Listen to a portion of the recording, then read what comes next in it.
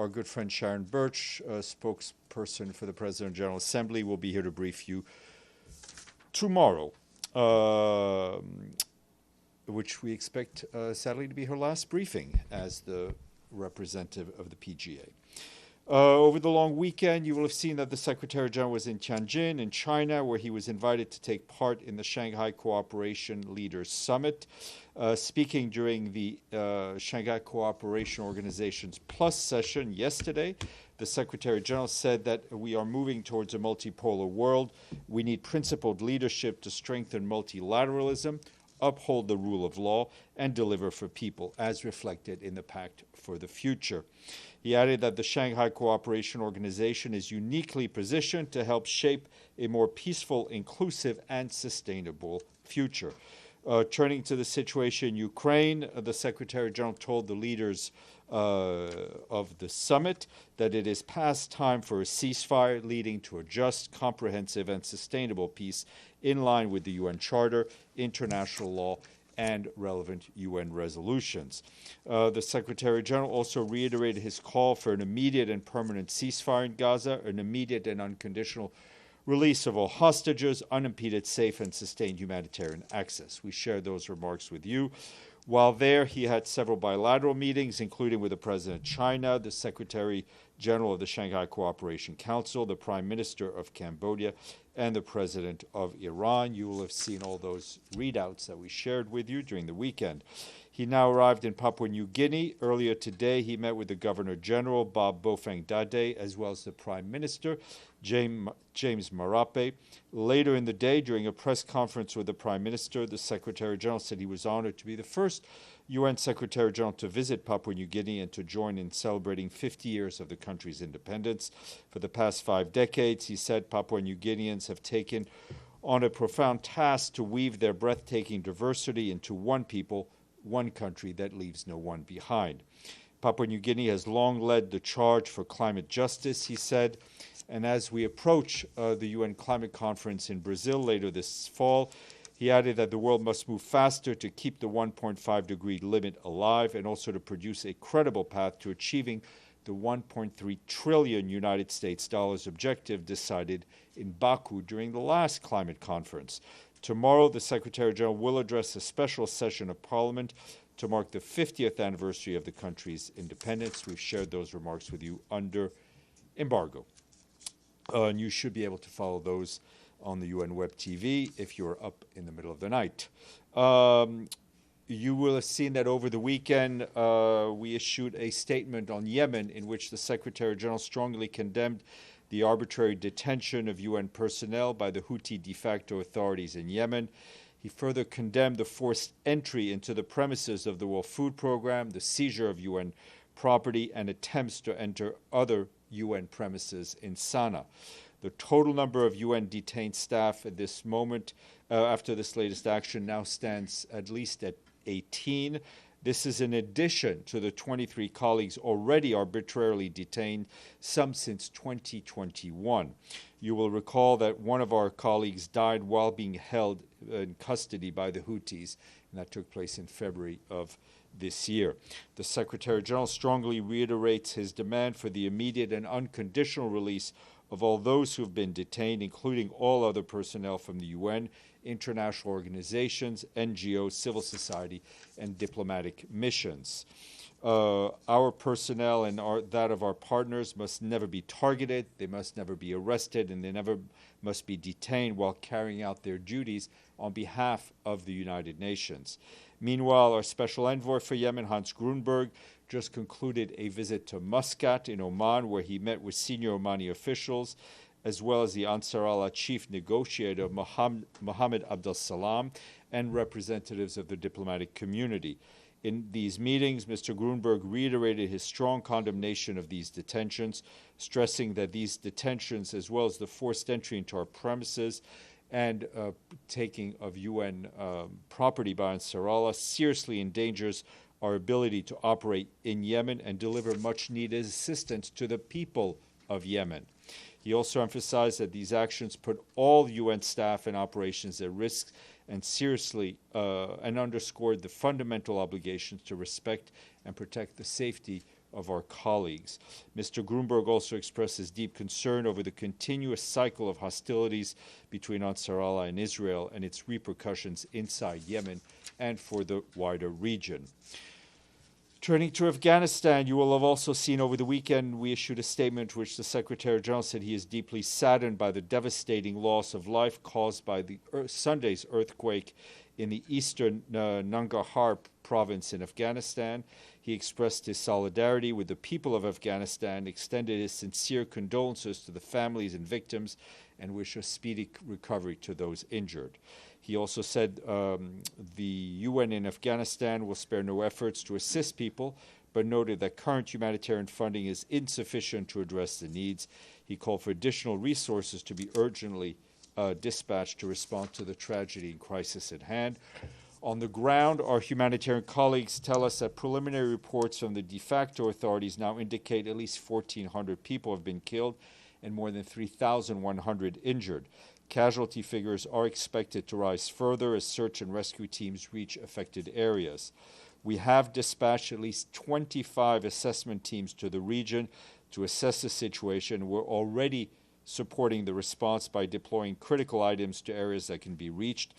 For example, our colleagues at UNHCR, the UN Refugee Agency, are deploying pre-positioned essential relief items from stockpiles in Kabul. That includes tents, that also includes blankets and solar lamps. Our humanitarian colleagues note that an immediate priority needs to include emergency shelter, critical medical supplies, drinking water, and emergency food assistance. The de facto authorities have launched an immediate response, flying hundreds of medevac cases to regional hospitals for care and clearing blocked roads. They also humanitarian partners are also seeking ways to mobilize additional air assets to reach those in need. Shelter material and medical supplies are running low, and the current funding is insufficient to address all needs, as we've been saying. Our emergency relief coordinator, Tom Fletcher, called for the international community's support to scale up emergency relief efforts. We and our partners are developing an emergency appeal, and we'll keep you posted. Yesterday, the Deputy Emergency Relief Coordinator, Joyce Masuya, released $5 million from the Central Emergency Response Fund to help kickstart our response, and that will be matched by $5 million from the Afghan Humanitarian Fund. Our colleagues note that the earthquake has added death and destruction to a country already facing multiple crises, including severe drought and a return of millions of Afghans from neighboring countries. Our UNHCR colleagues also report that a number of the victims had recently returned from Pakistan, where they had been forcibly returned to Afghanistan. Turning to the situation in Gaza, the Office for the Coordination of Humanitarian Affairs warns that military activities continue in and around Gaza City, but also in the south, taking a heavy toll on civilians, including deaths, injuries, and further displacement. Our colleagues report that people continue to flee, mainly towards the coast. And since August 14th, our partners monitoring population movements have recorded more than 76,000 new displacements. More than 23,000 of these movements were from northern to southern Gaza. Most of the remaining displacement was within Gaza Governorate. OCHA also says that coastal areas in the city are already extremely crowded with tents, forcing some of those fleeing Gaza City to move north to coastal areas near Zikim, although those areas are under displacement orders. Meanwhile, there continues to be daily reports of malnutrition-related deaths in Gaza. Our colleagues from the World Food Program say the situation continues to deteriorate, noting that families without able-bodied members face the highest risk of severe malnutrition. For this reason, last Tuesday, WFP resumed the distribution of digital vouchers following a 5-month pause and have so far reached 22,500 people, prioritizing vulnerable groups, including people with disabilities and female-headed households. We and our partners are also continuing to transport food and other medical supplies to and from the crossings, but the current situations on the ground have not yet allowed us to resume community-based distribution. WFP said violence among crowds and convoys make organized distribution nearly impossible to put civilians and staff at risk. Adding to these difficulties are congestion at entry points and supply shortages. Only a ceasefire will ensure the necessary conditions for a massive response to prevent famine spreading further. During the previous ceasefire, as you know, we reached nearly every single person in the Gaza Strip with life-saving aid, and we can do this again. Meanwhile, OCHA reports the movement of humanitarian teams inside Gaza remains heavily restricted. Between Friday and Monday, about 1 in 3 planned missions were either impeded or outright denied by Israeli authorities. That's 12 out of 37 movements that we coordinate with them. As a result, many missions couldn't be completed. Restrictions also impact the pipeline before it reaches Gaza. Our colleagues leading on logistics say that strict physical inspections by Israeli authorities continue to significantly delay aid clearance at Ashdod port. Meanwhile, yes, I'll leave it at that. Turning to Sudan, first of all, we have a new humanitarian coordinator and resident coordinator for Sudan, and that is Denise Brown, who you will have remembered not too long ago was our resident humanitarian coordinator in Ukraine. She comes to us with quite a lot of experience, as you know, and we congratulate and welcome her. In terms of Sudan, the Office of the Coordination of Humanitarian Affairs is deeply concerned by reports of the devastating landslide that struck Tarsin village in the Jebel Mara region on the border of Central and South Darfur states. That apparently took place on the 31st of August, and that came after days of very heavy rainfall. According to our humanitarian partners, it is difficult to assess the full scale of the incident or confirm the exact death toll, as the impacted area is extremely hard to reach. Preliminary reports from local sources estimate the death toll to be about 1,000 people. Our humanitarian partners, though, have reported significantly lower numbers. An interagency assessment will seek to provide verified figures in the coming days. In a message of condolences and solidarity, our acting humanitarian coordinator in Sudan, Luca Renda, today said we and our humanitarian partners are mobilizing to provide support to people impacted by the landslide. OCHA is also coordinated with our partners in the areas to assess needs and mount a response. Although Jebel Mara is one of Sudan's most remote and inaccessible regions, it is hosting people displaced by the ongoing conflict in other parts of the country, including those who fled North Darfur state. Our humanitarian partners also note that heavy rains have caused widespread damage and displacement elsewhere in Sudan. In Gadaref state, more than 300 people were displaced over the weekend when floods hit Bazora and Abu Nal villages. That's what the International Organization for Migration is telling us. In South Darfur, torrential rains displaced 750 people in Safia and destroyed more than 100 homes on August 31st. Impacted communities urgently need humanitarian assistance, including water, sanitation, hygiene services, emergency shelter, and many household items. Meanwhile, our humanitarian colleagues are also gravely concerned by the humanitarian situation in El Fasher. Continued shelling has reportedly killed at least 7 civilians and wounding more than 70 others in recent days. The absence of safe passage for those wishing to flee the violence continues to trap civilians in the besieged city. Recent satellite image reportedly shows more than 30 kilometers of earthen walls surrounded the city, further restricting the movement of civilians.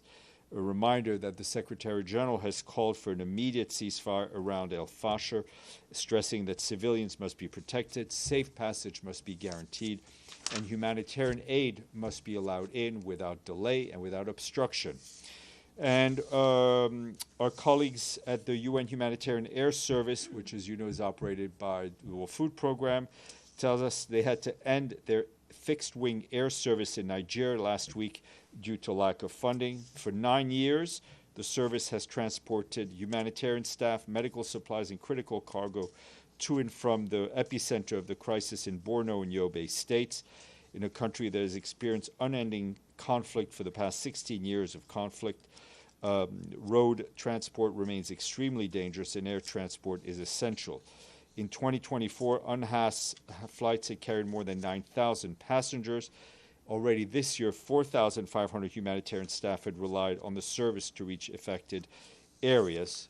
UNHAS cannot continue without funding. $5.4 million is needed to remain operational for the next 6 months. Without this funding, the humanitarian response in the Northeast risks being cut off from the very people it needs to serve. Bear with me, a couple more notes. Turning to Myanmar, a report published today by the UN Human Rights Office shows that between 2021 military coup and August 20th of this year, credible sources have verified the killings of some 7,100 people by the military. According to the report, a third of them were women and children. Human Rights Office adds that at least 29,560 people have been arrested on political grounds. More than 22,000 remain in detention without respect for a fair trial and judicial guarantees in military-controlled courts. Since the escalation of hostilities in Rakhine, hundreds of thousands more people have been displaced. The UN, we estimate that some 150,000 Rohingyas have fled to Bangladesh since November of 2023, joining nearly 1 million refugees already staying there. And another resident coordinator I wanted to announce, and that's Arnild Spence of Norway, who assumes her role as the resident coordinator in Bosnia-Herzegovina. She brings to the job almost 30 years of experience. Edie, speaking of slightly over 30 years of experience. Slightly. Slightly. Thank you, Steph. A couple of follow-ups. First, did the Houthis give any reason why they sacked the UN offices and arrested, detained so many UN staff? Look, first of all, UN staff should not be detained. What the reporting seems to indicate some sort of security issues, but our staff, regardless of what is going on, should be protected. UN premises cannot be entered in that manner.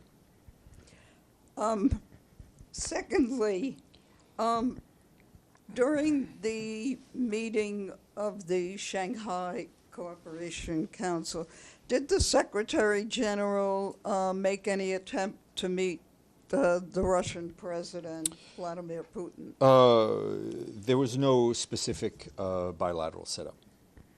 And thirdly, there are rumors floating around that because of the Trump administration's ban on Palestinians, including President Abbas, from coming to the high-level General Assembly meeting at the end of the month, that the UN might move either the meeting or the high-level segment on a two-state solution to Geneva. Look, I have nothing to share with you officially. I mean, rumors are rumors, but obviously I think that the participation of a senior Palestinian delegation to that conference seems to me essential for the topic that will be discussed. Deji. Yes, a follow-up on that question. Has the UN reached out for U.S. government to a further clarification of this policy? I know we are reaching our colleagues are reaching out to the State Department. I don't have an update on the contacts as of yet. Okay. During the Secretary General's meeting with the Iranian president in Tianjin, we all read the note. But have they talked about recent development of the imposing of sanctions by European countries? Look, the discussion was focused on regional developments, obviously on the nuclear issues, but I'm not going to give you more detail than what was in the readout. Okay, can you remind us what is the position for UN on this latest development, the reimpose of snapback sanctions? Well, I think I've read it out twice last week. So usually when I read out something the third time, I get it wrong. Abdelhamid, then Michelle. Sorry. Thank you, Steph. There are news about Lazzarini stepping down. Can you confirm? Do you have he's not stepping down. I think his mandate's coming to an end at the in early-ish next year. Is the SG now considering other candidates? Well, obviously, somebody will be appointed to succeed him. Yep. Yeah. Thank you. The second thing, Dalal Hawamda is a 14-year-old girl near Hebron in the village of As-Samua. Settlers ran over her, almost killed her. She's in critical condition. Such a crime, why doesn't come in the briefing? I have not seen that specific report, but we'll look into it. Michelle. Sorry, just clarifying, while the SG was in China, he didn't cross over with Kim Jong-un, did he? No, they were not there in China at the same time. Sorry, Linda, and then we'll go. Thank you, Steph. Apropos of Yemen, what is the UN's role? Can you just shed some light in terms of what the UN's role is in the non-Houthi controlled areas of Yemen where, well, I mean, the UN's role is primarily, in Yemen, is probably humanitarian, a country where people, regardless of where they live, face tremendous humanitarian challenges. So there's a big presence in the south, the east, the other parts of the country as well? Yep. Thank you. Zara. Hi, Steph. Iran, Russia, and China, in a letter to the Security Council and the Secretary General, have stated that the attempt by the 3 European countries to trigger the snapback mechanism violates the provision of the JCPOA and Resolution 2231 as the dispute resolution mechanism under JCPOA haven't yet been fully exhausted. They have called for the move to be considered null and void. What is the Secretary General's position on this matter? Well, that will be an issue for the Security Council to decide. This, as you know, the UN is not a party to the JCPOA. The Secretary General's message is for Iran and for the countries parties to JCPOA to use this window of opportunity to intensify their diplomacy. Yes, please. A follow-up on Shanghai Cooperation Organization Summit. During his statement in Tianjin, the Secretary General says we are moving towards a multipolar world, and the SCO is also now the world's largest regional organization by population and geography. How does the UN view this expansion of SCO influence in global governance? Well, you know, the Secretary General has been saying for quite some time that we're moving into a very much a multipolar world.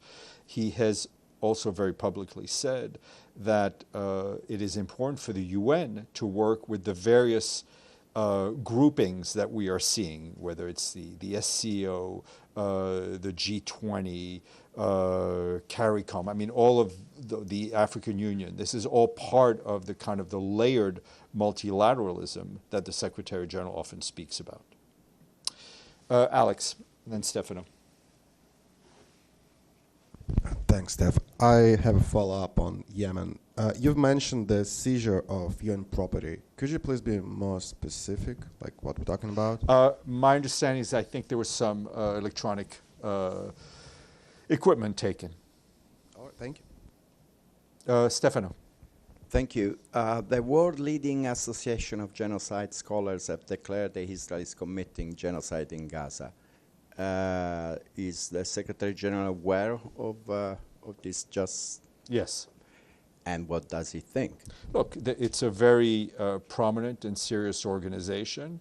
It doesn't change our position, which I've stated and restated when it comes to the Secretary General using the term genocide. This doesn't stop us almost every single day in condemning and decrying what we are seeing taking place in Gaza. And then another question. Apparently France has put its hospital on alert for a war that could start by March 2026. Is the Secretary General aware of this? I have and no what does clue he what think? you're talking about, Stefano, but I'm happy to look into it. Deji. Yeah, just a very quick question. Do we know the nationals of those who detained in Yemen? They are local staff, national staff. They are national staff. There is an additional person who is an international, which would bring us to 19, who we hope will be released today, if not already done so. But whether national or international, they should all be released immediately. Okay. I'm sure our friends from the Republic of Korea will be here in 17 minutes, 18 minutes.